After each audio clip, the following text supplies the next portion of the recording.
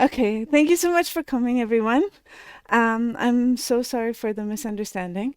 Um, this is going to be my freshest talk ever, hot off the press with still a diff. Um, so this the talk is called "The Floor is Lava," and people who follow me on Twitter have been spammed by me in recent weeks, and the results of your efforts are in this talk. Um, I hope I have some conclusions, but mostly I hope you will have some conclusions. So my name is Patricia Aas. I'm a trainer and a consultant. I don't have a bio slide because I usually have like my own slide set. But this time I was going to visualize data and Google Slides is not good for that. So on Friday, I decided we were going to do this web dev style. So on Friday, I threw out everything I had and started over on my presentation. But hopefully, you will appreciate my efforts. And I have really tried to learn. So the background for this is that over the past year, I have been trying to teach C++. Also to create a curriculum for teaching C++, both one for people who don't know any C++, and then also an intermediate class. But this talk is mostly around teaching C++ to people who don't know C++ already. And so what parts of C++ should we teach? So I've done this work over the past year with Corentin Jabot, and we managed to create 2 classes, and we taught both of them here. Olafur taught the fundamentals training, and Corentin and I taught the intermediate training. So over the past year, I have worked with a French person. I have learned to say his name correctly. He has also learned some Norwegian. So he has learned one phrase, slett alt, which translates to delete everything, which he has had occasion to use on multiple occasions. Okay, so back to teaching C++. Because the problem is, how do you teach a programming language when the floor is lava, right? And we kind of have to accept that. We try to pretend it isn't, but there's a lot of sharp edges in this language, many ways to shoot yourself in the foot, sometimes both feet. And so how are we going to teach this while keeping what they need to learn relatively small, but also being with it that they're able to express what they need to express? And the thing is, then I was like, do we actually know what is lava? Like, I have a feeling, like my own kind of feeling, intuition on what is lava, but that isn't necessarily the same for other people. Like we had situations where so we were discussing this, and especially bitwise operators. I said bitwise operators were lava, and Olafur and Corentin said they were for beginners. And I said they were lava because I think if you are a beginner and you start doing bitwise operators, you're probably not doing what you actually should have done, you know? But that is also a discussion, right? Like, just because something isn't dangerous, is it an appropriate tool for a beginner? So imagine that this is C++, or at least, the C++ that made it to the Twitter polls. So this is C++, and so the question is, what is lava, right? So we could start there, and we could just say, okay, fine. We're just going to classify things as lava or not lava. And I'm sorry about the colors, but I never actually came to creating a proper color palette because CSS is still not my friend. But so we have this idea of some things might be lava, and the lava here is red, and then something leads to lava, and that is yellow, and then maybe it is not lava, so that would be green maybe. Uh, but I don't know how useful this is, and so I've been thinking a lot about this, and the thing is, okay, so what? We have now said this is lava, this is not lava, but does it help anyone? And I started to feel like I need more. I need more axes. Um, because the thing is, you could, just looking at this picture, think that maybe lava is for experts, right? Maybe the lava stuff is anti-patterns. Maybe it's just something that stuff you should not do, right? Maybe we have like a whole set of things in the language, and you should not go there. There be dragons. Um, and if so, then we can just skip it. We can just pretend it's not there. We'll just like not ever go to the lava, and we're fine. Um, or maybe it's only for like advanced specialized use cases, right? Maybe the lava is for people on the committee, or people making people making the standard library. Like maybe they need the lava, but maybe I don't need the lava, right? Uh, and seriously, who knows what stood launder does anyway? Yes, okay. Hannah knows what stood launder is. You can ask her in the break. Um, and really, what is subsumption? Anyone? Yes, okay. Two people. Good. Um, so that really brings us to like, do we actually need to know all of C++? Like, what parts do we need to know to do our jobs?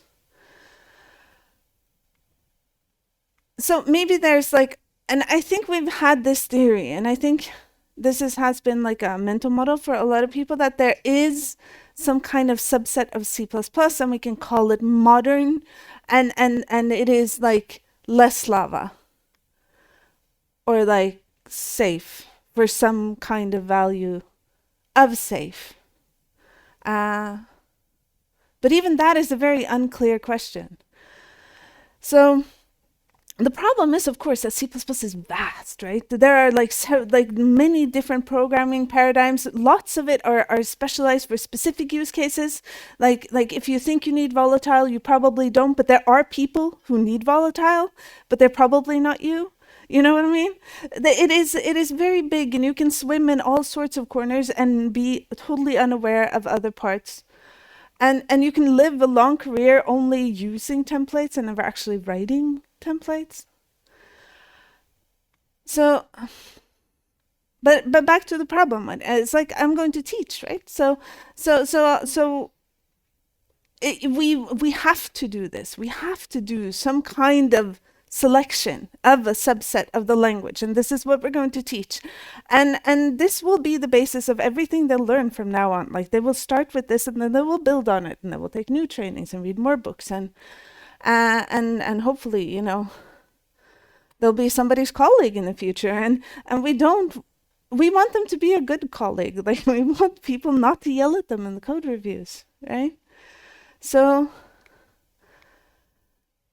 and the thing is, when they come, we have to assume they don't know any C++. And even worse, like a lot of them know some C++, but they learned it at the university. And no offense, but there are lots of university courses in C++ that are not that great.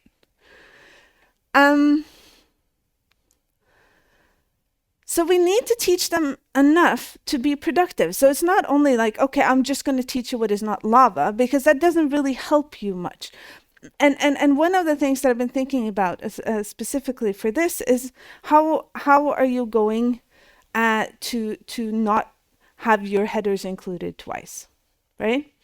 Because I could teach you Pragma once, but that is non-standard, right? Or I could teach you header guards, but then, oops, we stepped into lava. Right now I have to teach you how do macros work, right? I don't want to teach you how macros work, so we're going to go non-standard on this one, right? I'm going to do Pragma once because I don't want to teach macros. And you have certain things like that. Like one of the things that you will see later is that many people consider null pointer t to be a benign thing, like it's not lava, and you can teach it to beginners. But it is also a little bit problematic, because why are you teaching null pointer t? As it's because they have pointers now, right? It's like null pointer t leads to lava. It's like um. So we can try to draw some lines in the sand, and we can define like a minimal viable subset of C++. Like this is the least you can do and still be able to write programs, right? This is like it's like you have to know this at least to be able to write a non-trivial program in C++. And we could probably do that. But how do we do that? And there's a reason why I've been stressed about this talk, because even while writing the talk, I didn't necessarily know the answers to my questions. Because I have done a selection, but it wasn't scientific, right? With the selection that we did for our training was based on intuition and experience and like fuzzy things, and I wanted to do more of an analytical approach to figure out if we were in the right place, and also to air that with the community and get some feedback and see what do other people think. You have a question? Yeah? Yeah, go for it.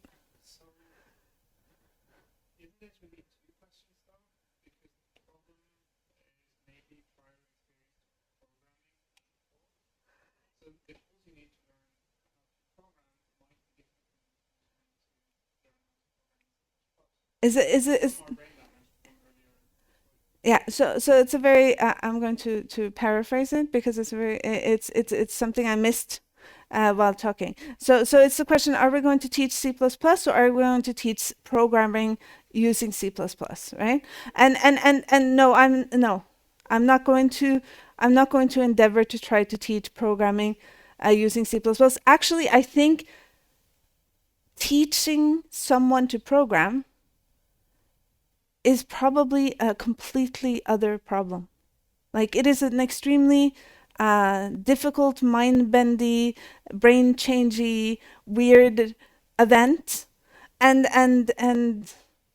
I don't think I would want to try. So I expect them to be broken in certain ways when they show up, right? They're going to, and that's also a question, right? Because if you have people who are coming to you, they're going to learn C++, but they're coming to you and they have been programming Java, right? Okay, so nothing wrong about Java, but coming from Java to C++, you are definitely broken in special ways, right? And that is because you have been trained to know your way out of any hole, right? And in C++, it will just dig more holes. And so we kind of have to also address that, like who are we teaching and how can we unlearn specific behaviors? But I don't talk about that here. Um, Yes. So to select like this subset, we have to have more criteria. We can't just have like it's lava, it's not lava. We need more than that, because it turns out that a bunch of really advanced things are not considered lava by the people who actually use them. But I don't want to teach it to a beginner. So there are more scales here. So I tried to make three criteria. So the first one is the lava criteria. It should be mostly harmless. So we should try to avoid sharp edges if possible, right? So we know that there might be some sharp edges. We just have to go there, but we will try to avoid them. And it should be useful. So there's no point in me teaching you something where you have another safer way to do it. Just do it the safe way, and I don't have to teach you the other way, and I can teach you something else. And what they learn should be something that they can use in their job. It shouldn't be a kind of esoteric, weird thing that they will never use in their life. And it should be relevant to the level that they're at. Like if they are a junior, they're not going to be the one that is hopefully scheduled to make the next generation of our internal library that handles like really sensitive things. Like that's going to be given to some kind of senior expert, whatever, right? So they don't necessarily have to be super proficient at that, but they have to be able to handle the memory well, right? So it has to be relevant to where they are. And like all programming languages, we have a culture, and we have opinions, and we have also culture shifts over time, and but we don't necessarily like write it down, or we have some attempts, like we have like with uh oh gosh, what is it called? Yeah, core guidelines. But there's not like a definite list of the bad things in C++. Like, it's like there's no lava list. As far as I know. Anybody know of a lava list? No. Okay, I have a lava list. but so that's also like a. So I decided we can try to suss out like a sense of what the community feels, and we're going to do that in the traditional way, the scientific way, which is using Twitter polls, right? So all of the data that I'm using in the talk is massage data from Twitter polls, and we are doing this for science. Yes. Okay. So because we have data, it must be visualized because, reasons. And so we have this web-based talk, which is very different than my usual talks because they're completely visually different than this. But this is as far as I've gotten in understanding Reveal.js. So I hope I'm not the one making sounds. Okay. So the first visualization we're going to do is of lava, and again, I apologize for the colors. I will improve it in the future. So the first one is not lava, and then leads to lava, and then lava. So this is the visualization we have of the harmless scale. So yeah, we should definitely figure out what is lava, right? But we should also try to figure out how useful something is. So I made a scale for that, and it's necessary, useful, well-rounded, and specialized. So necessary is like just basic skills. You need to know this. If not, you're not going to be able to write a program basically at this level, whatever is required, right? Useful is like add-on skills that are really useful, and you probably want to know those. And well-rounded is like people should consider you to be a well-rounded person at this level. And then specialized is like you're like the person that people go to with a tricky problem, and that's basically all you do all day, helping people with the tricky problems. But then I also wanted to have this other axis, beginner, intermediate, advanced. Because within each of these categories, you can also be the other things. And so that gives us 3 axes. That one is going to be visualized by lava colors, right? So then we have these 2 to get it into 2 dimensions. And so for example, like down here, you will have like specialized advanced people. Like people who have this kind of knowledge, they are very rare, right? They are on the committee most likely. Whereas if you are like just an experienced intermediate program, like a senior developer, you will probably be around here. Like a well-rounded, most of the corner cases, probably maybe have some specialized knowledge in certain areas. And so, yeah. Okay, so we take some C++ features and we color for lava. And then we rank by utility. So here we have like the necessary stuff at your level, and then you have like the more like esoteric knowledge towards the bottom, right? So what we will see, and what you see here, and that's kind of interesting, is that most of the lava is not stuff you use a lot. And there's a lot of like the stuff that you use a lot that that is that is not lava. So that's nice. Um, but let's also use swap group it by level. And so here we have on the, I should use my mouse. So here we have like the beginners, right? This section here. Oh, maybe I can use my pointer. Oh, yes, there we go. Um, there's actually like, okay, so I will have to do this for my son, because I was doing this talk, and let's see if I can do it here. And the thing is, you can like, uh, and of course, the moment he got his hands on it, it was like this, and it's like, yeah, okay. So then he came to me and he goes like, "Mommy, can I play your game?" And I was like, "No, it's not a game. It's serious business stuff." And he was like, "Okay, can I play your serious business stuff?" Um, and then in the end, he won the entire argument by saying, "Mommy, there are collisions. It's a game." So but yes, so over here we have what beginners are expected to know, right? And this is like the beginning of a beginner. So here you are very like, these are the necessary things that you need to learn as a beginner. Then we come into like the useful things that you need to know as a beginner, and here we're at the like the well-rounded beginner. So but the interesting thing is how it kind of plays out. There's no advanced beginner. You move over here, you're now an intermediate, and you get to see more lava. It's like, it's clear there's more lava, but there's also more specialized knowledge here. And when you come over to like this advanced, then it's almost all of it is like specialized knowledge. um so that was interesting.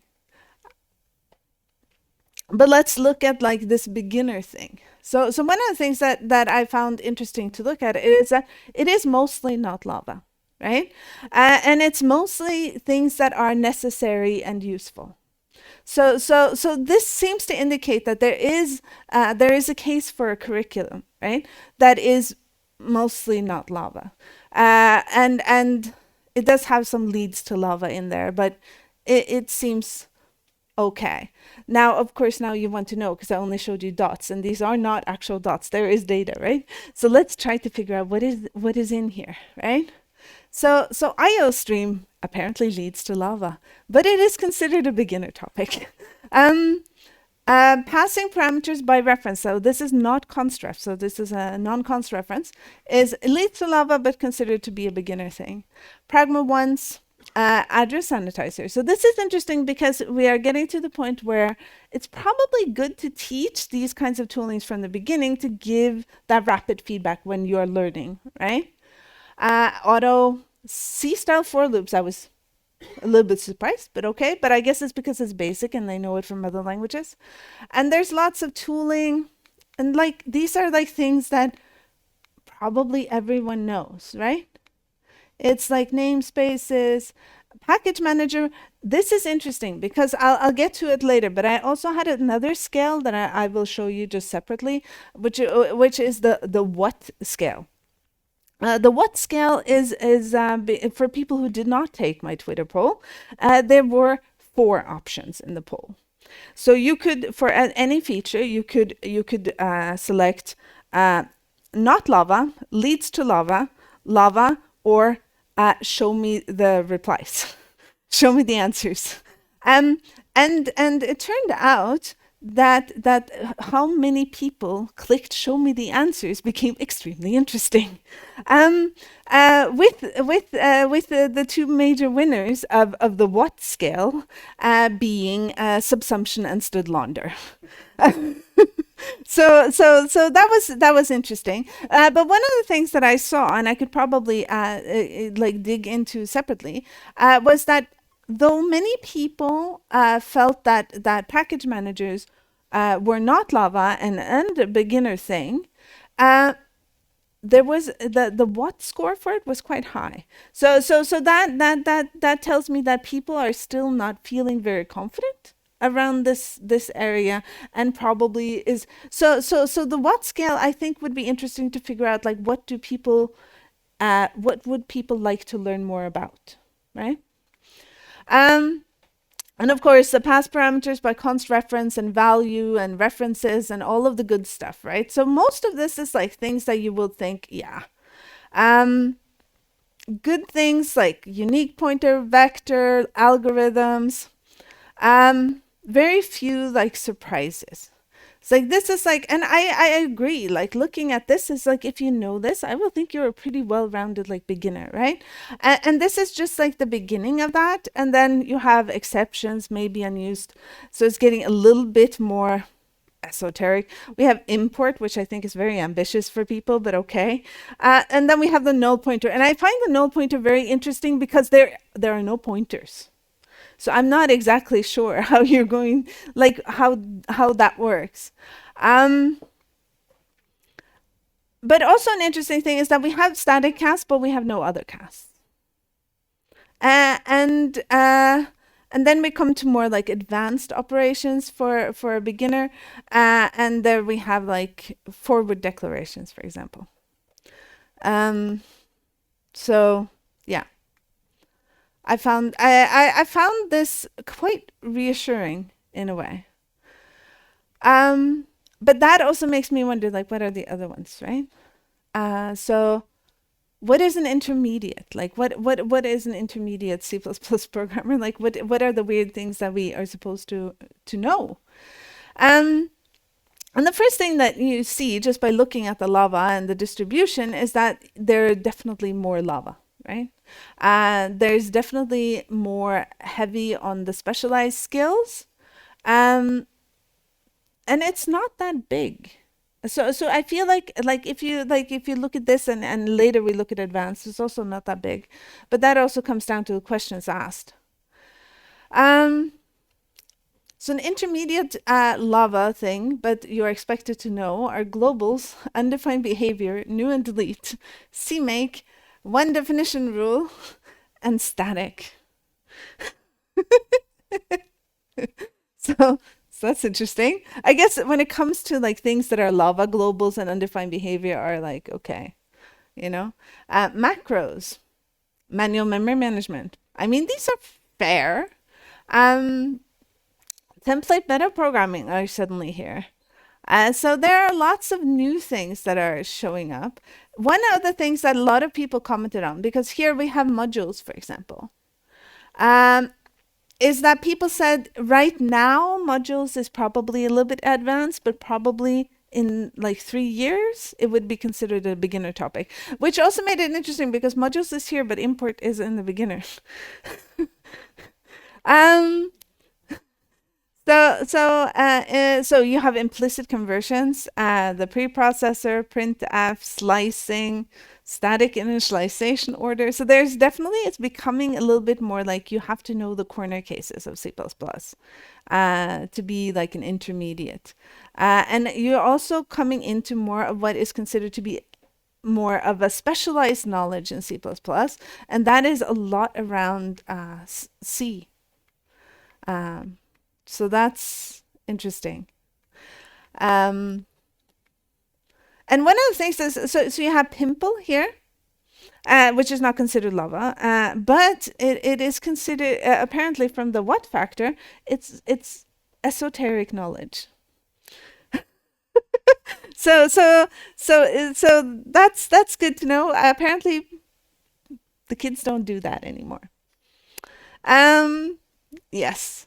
Okay, so the intermediate does definitely add more corner cases, more lava, and you are now expected to be more aware of your surroundings. But still, I think for most people here, all of the most of these things will be familiar. But let's look at advanced. So what is this? Because there are some of these people in this room that know the things in here. And it's basically almost only within the specialized category. So these are people who have advanced knowledge, but it is used in a very like in a specialized area. So it's not everyday stuff. And here you will find, for example, stood launder, right? So it doesn't even have the first two categories. And here you find a lot of pointer handling, ABI, the C standard library, constcast, flexible area member, which a lot of people got angry at on Twitter, inline assembly, locale because nobody knows locale. It's like auto pointer. This is so this is here just because yes, it's like you have to be in this category to know that auto pointer existed at one point but does not anymore. And for the rest of us, we can just it does not exist. So here we have yes, we have stood launder. Why vector bool is a thing. Union. Fair enough. Variable length array, which also made some people angry. Volatile. And you have to, and this is also kind of important. Volatile is here. So if you are using volatile, you have to go and check with someone to make sure you're using it correctly. Unless you are in a specialized area for your domain, right? Which is probably embedded. Enable shared from this, which which Olaf was like, huh? People don't know that? No. Memory order. Custom allocators. Placement new. Yes. Pointer provenance. Spine. Address of. Decal val, which is okay. Maybe just because it's new. Val array. I think it got here because if you know what it is, you're in this category. Strict aliasing rules. Subsumption. Which apparently like two people know like fully maybe. Trivially movable or copyable, and type traits.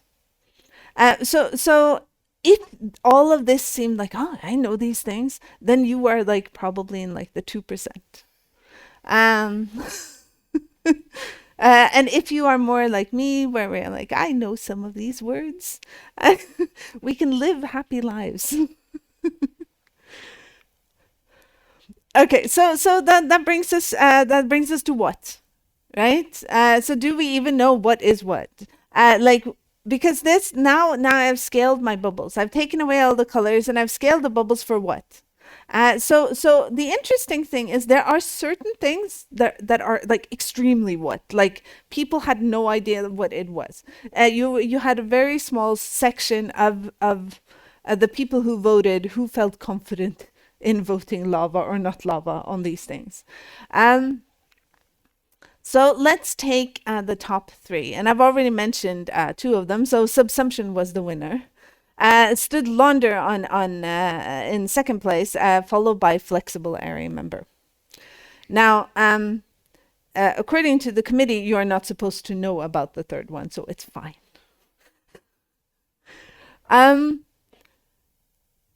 But what is the least what? Because that was also interesting. Like because the least what are the things that we are confident having an opinion on whether or not it's bad. So they were very, very small. And here we have debuggers, overloading, undefined behavior, manual memory management, C. Define, hash define, globals, struct, namespaces, pointer arithmetic, and bitwise operations. People were very happy giving you their opinions on these things. It's like this is less than 5% what? Where I think subsumption had a 65% what. So I started trying to group things, like a grouping. Okay, let's go to the next slide and I'll show you. Okay, so this is my what I call my full atlas. I tried to make like a grouping of the world, and this was when I was trying to have a look at where the lava was, right? And so up here in the left corner, we have Sealand, and then we have like pointery things. And down here we have like manual memory management. One of the things that you will see here as well that I didn't have in the other ones is I scaled the size of the bubbles to how positive or how negative it was. So interesting things were like some things were positive, but with not a lot of confidence. Like so people might want to know more. Um, and here I will, let's see if we go back. I can show you. So this is the same atlas, but now just filtering for just like the beginner stuff. And what you see, which is interesting here, is that there are very little things over in Sealand. Very little things in the pointery stuff and very little things in the memory management. It's very heavy on like C++ things and STL things and containers, and how to pass things in and out of functions.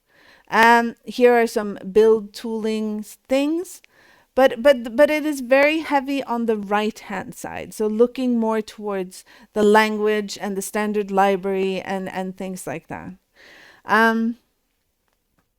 Now, if we go to intermediate, that changes, right? So at this point, probably people are considering that you know a lot of the right-hand things, and now we're filling in a lot over on the C side. And then when we go to advanced, it's just lava everywhere. It's just a little bit of lava everywhere. Which is interesting, and also like esoteric knowledge about the standard library and template metaprogramming. So the thing is, so I found this surprisingly reassuring. Because what does it mean, right? All of these bubbles floating. This is why we had the web talk, because you got the bubbles floating. I hope you appreciated my web dev. But there seems to be, because we did ask the question, is there a subset of C++ that is more or less not lava that we can teach to beginners? And there does seem to be an area of C++ that we consider to be appropriate for beginners, and it is mostly not lava.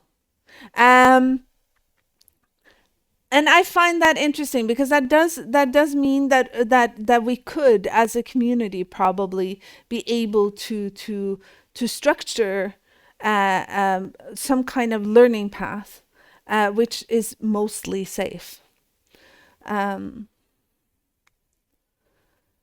Because back to this, right? So this is the beginner grouping. So this is the beginner, but also the necessary part. So now we're not going for like the useful and stuff, but we're just going for the necessary part. And if we look at that, it's fine, right? The only issue I have with this that I would need to go and go through again is whether or not it is complete. Because again, they need some kind of minimal viable subset. It's not enough that we said these are appropriate for beginners and the necessary things, but is it sufficient? And I'm not sure that we have a list of what are the things that are sufficient.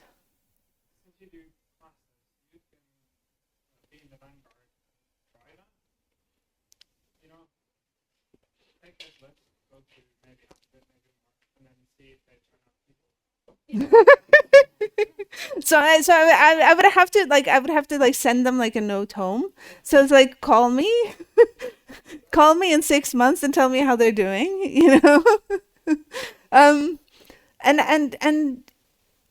because there are certain things in here that could be considered to be a little bit controversial. So for anyone who was at Robert Secord's talk yesterday, and I assume this morning, but I was making this talk, signed integers is a little bit controversial, right? And it's in here. And that's basically because it's very difficult to teach someone if they can't use int. Because what are we going to do? Are we going to sit down and teach them like all of the different types of numbers we have in C? So this is a lot of time spent on something that is very niche. Um, Again, you kind of have to structure that and make those decisions. Also, you have string literals with no suffix. Like the question is, do we want to go there? Maybe not, right? Some people voted, and I don't know, class made it in here. But some people thought that class shouldn't be here, that you should only teach struct to beginners. Um, yeah. So I think that brings me to the end of my talk, and I guess the lesson from all of this is maybe that we shouldn't slett alt, and that there is hope. Like more hope than I thought. Like when I showed this data in the beginning to Olafur, and he said, "There's more green than I expected." So maybe it's not as lava as we feared. Okay, so thank you so much.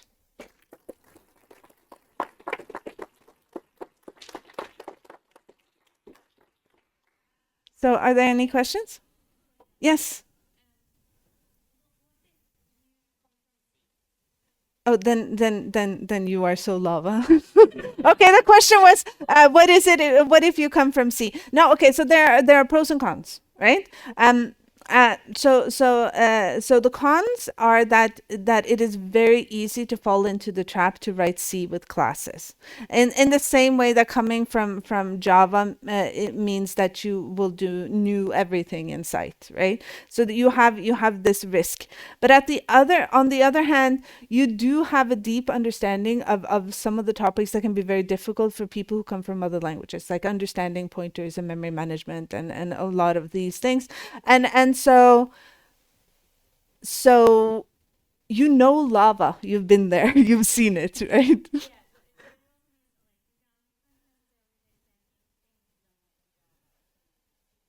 No.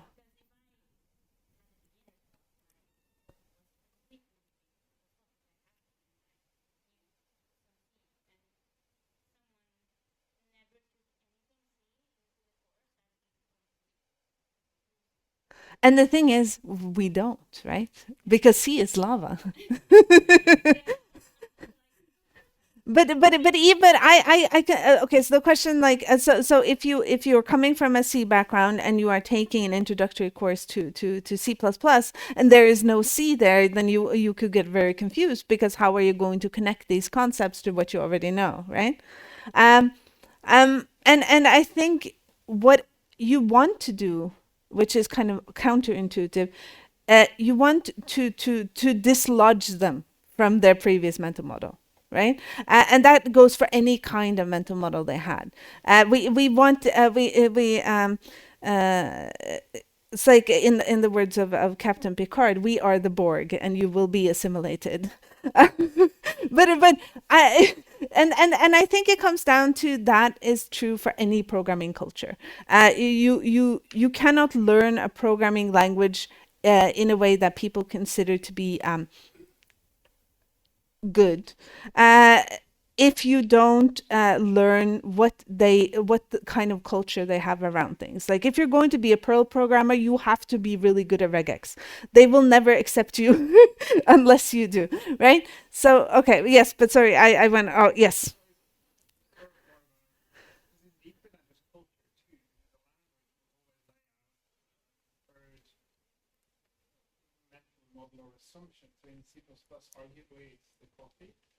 Mm.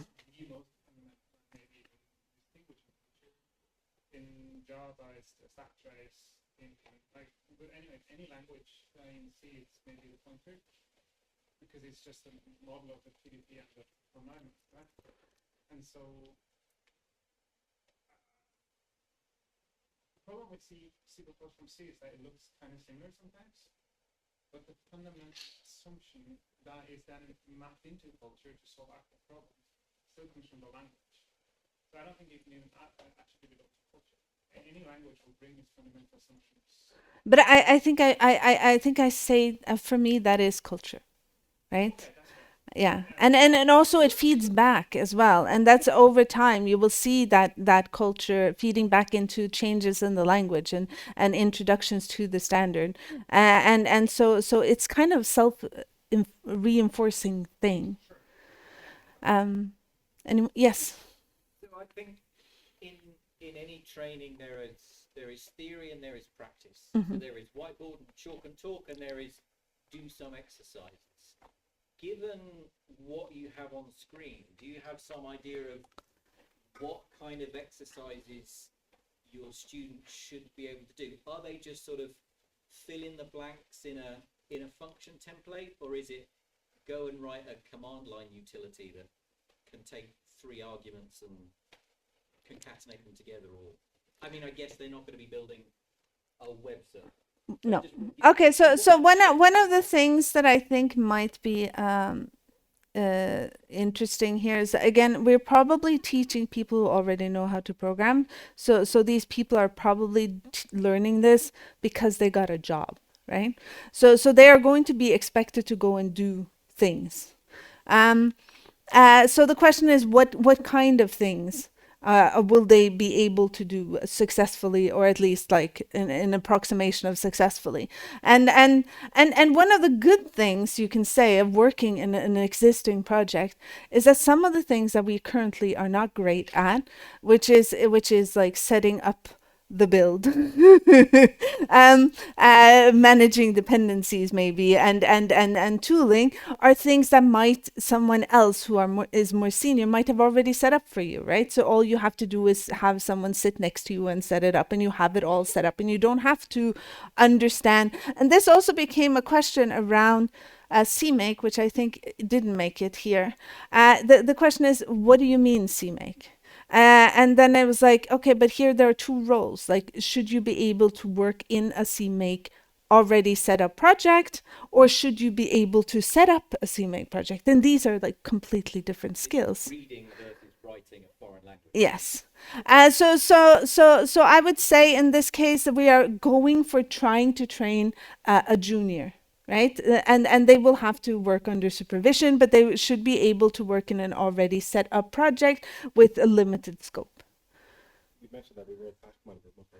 Yes, and we did the project that we use for our training is Pac-Man the game, and it is set up. It's an already pre-set up CMake project. It uses VC package and has support for turning on sanitizers and things like that, and that's already set up.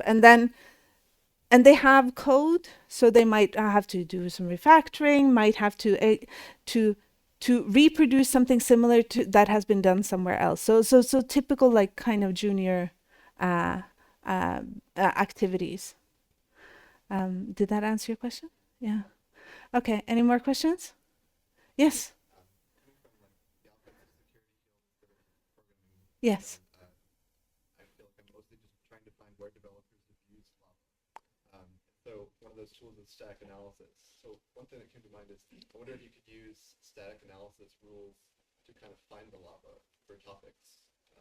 Okay, so and that's also goes back a little bit to what we talked about culture, right? And also to the core guidelines that we mentioned before. A lot of C++ in the recent years, I would say at least like the last 12 years, has gone into trying to make C++ a safer language to program in. But that also means that it has introduced a lot of library functionality and a new way of programming, basically, which is moving away from the C-like memory management to automatic memory management. Um, and you can have some tooling to try to go through and look at find patterns like that, and we have tooling that is commonly used like Clang Tidy, which will look for bad patterns if you agree with them. um but I think the whole culture of C++ has tried to move to more safer ways of programming. The problem is, of course, that we do have a lot of C heritage, and it is there. It's like having it's like okay, this is not a very good analogy for an American. I said it's like having a house full of guns. Um, they're there.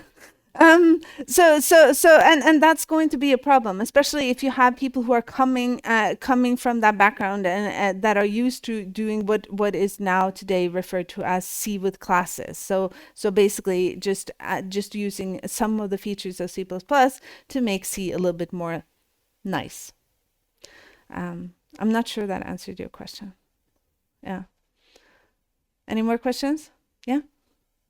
So warnings are good for beginners. Sign indicators are also good and for beginners, but we don't want to explain the different types of integers to beginners. So the funny thing is, so these two are became controversial on Twitter for two different reasons. So with sign integers, there's a lot of people just think there's no that you can't spend 2 hours of a beginner training talking about integers. But on the other hand, you can have like 2 hour talk at a conference just talking about integers. But so the idea is maybe to talk about the different types of integers is considered to be a more advanced topic than something that you would teach a beginner. But it's a warning to compare sign integer to an unsigned one as we raise the warning level if we use them. How do I avoid answering? No, and I think that's how we learn as well. Like it's like if people have a warning, then they will ask a question, and then you will probably step into lava. It's very difficult to avoid. Um, but the warnings itself it became a little bit controversial, and mostly amongst more advanced people on Twitter, because they said that the warnings are non-standard, like that, or they're like different from compiler to compiler, and it can be extremely difficult to maintain a library because the warnings are different from compiler to compiler. I don't know. I'm not a library maintainer. Um,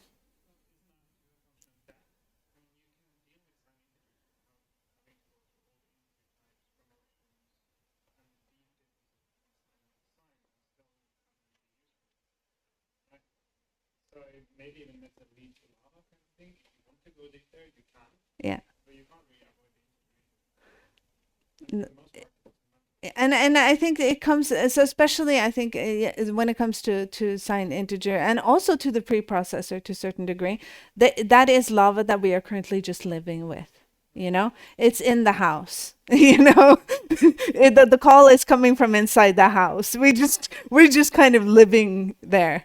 Um, and maybe that will change in the future, but that is where we are. You can do you can try to reduce how much you do calculations with your lava containing Pokemon balls, or you can just pretend it's not there and hope that Ubisan or Insam, which I don't have here, will tell you when it goes wrong. Yeah. And hopefully you have enough tooling that they will get an error. Yeah. Yes. How strong was your opinion on IO streams? Because I'm totally surprised to see it here.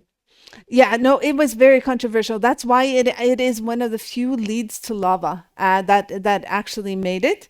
And I think it's basically because people are still waiting for std print. So I think the moment that we have std print is going to go out.